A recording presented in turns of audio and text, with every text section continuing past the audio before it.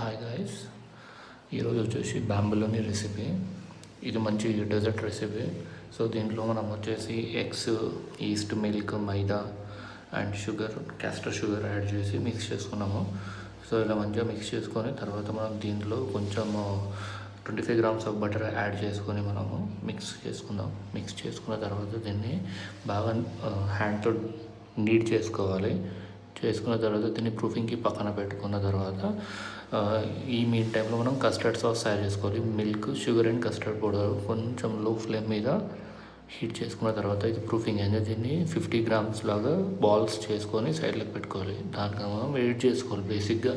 So ఇలా మంచిగా round balls చేసుకొని పక్కన పెట్టేసి, ఓకేనా, అన్ని బాల్స్ రెడీ అయిన తర్వాత దాన్ని మనము కొద్దిసేపు మళ్ళీ ఇంకొక 20 minutes కానీ 30 minutes కానీ ప్రూఫింగ్ పెట్టేసి ఆయిల్లో డీప్ ఫ్రై చేయాలి. డీప్ ఫ్రై చేసినాక ఇప్పుడు కస్టర్డ్ మనం ముందు చేసుకున్న దాన్ని పైపింగ్ బ్యాగ్లు వేసుకొని మంచిగా బొక్క పెట్టేసి దాని లోపల కూర్చేసేయాలి.